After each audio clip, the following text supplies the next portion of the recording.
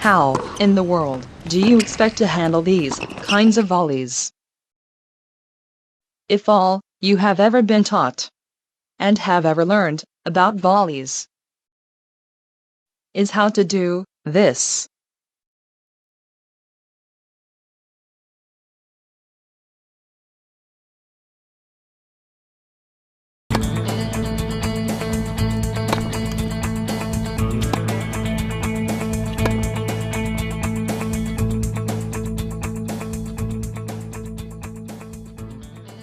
the contrived drills which you see being performed here have very little to do with the real volleys.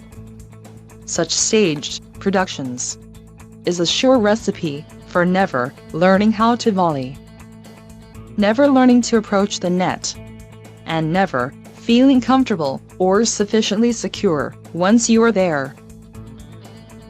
You can practice this type of strokes till you are blue in the face. You can even get very good at it. These exercises will not prepare you for the volleys which you'll have to deal with in the so-called real life. You will get nothing of practical value out of it.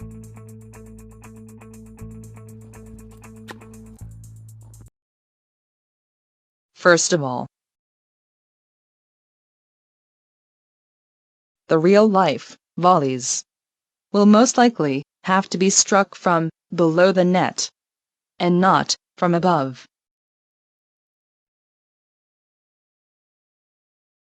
.38.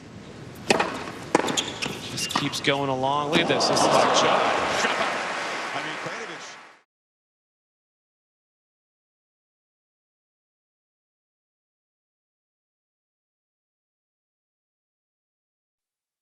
To be able to execute these two strokes would require two completely different, not only skill sets, but what is even more important, the mindsets as well.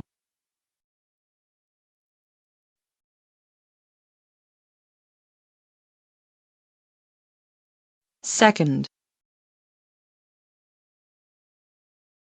the goal of these real volleys would not be to put the ball away with a single stroke, but rather to direct it safely into a narrow corridor, slightly above the net, to have the ball dip below the net cord, and to force your opponent to do the same.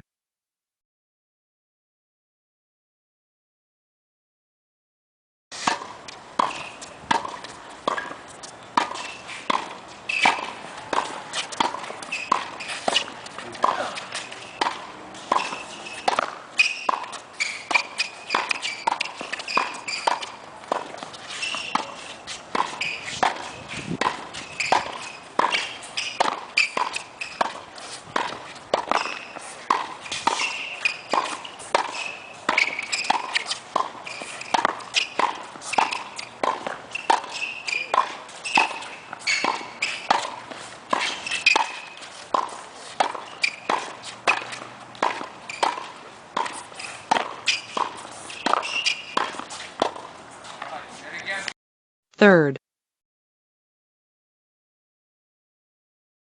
the so-called pop, which is often mentioned in the context of the volleys, is the product of the intensity of the collision between the ball and the racket.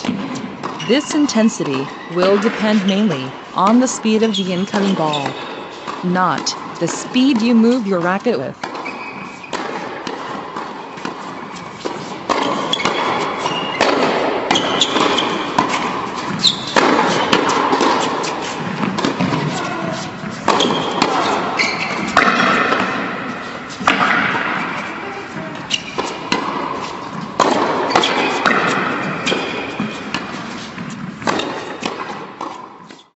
The only way you'll be able to move your racket fast enough to put the pop in your volley would be something like this.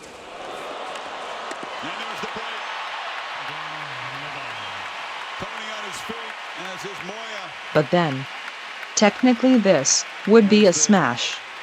and not a volley. Strengthens his grip on this final. He knows Anderson doesn't really like to lob or is very adept at it. And he's just right on top of the net. And fourth, the volleys should always be practiced as a deflection for a simple practical reason, because the circumstances which most of these strokes will usually be performed under in real life leave very little time to do anything else consistently well. He's continuing to roll. Patrick McEnroe, Darren Cahill here. Remember the center court, and The ball can be deflected while you are standing still.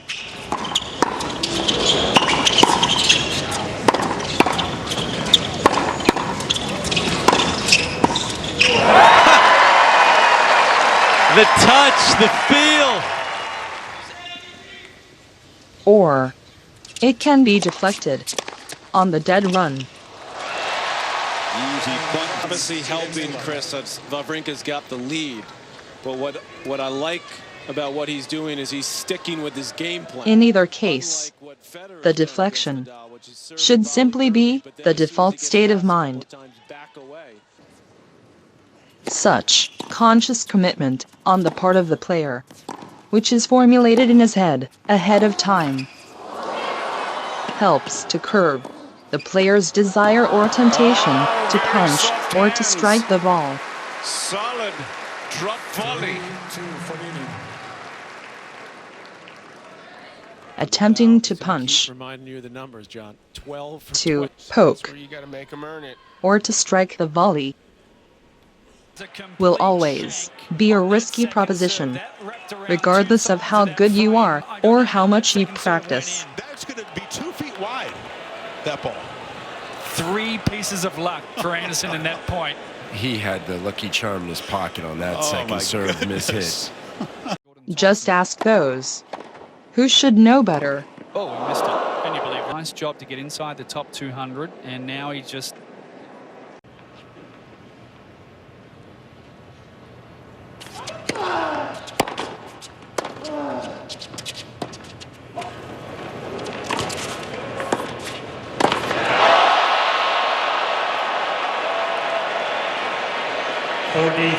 Seppi and Wawrinka.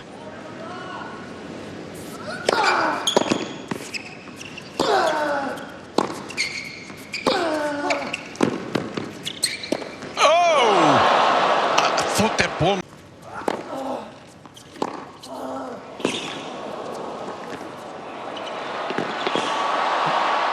got it. Oh my goodness! For sure, thought he had that point one. That is, just couldn't quite get up to it. A little bit too close to the net there. Serious test for. Team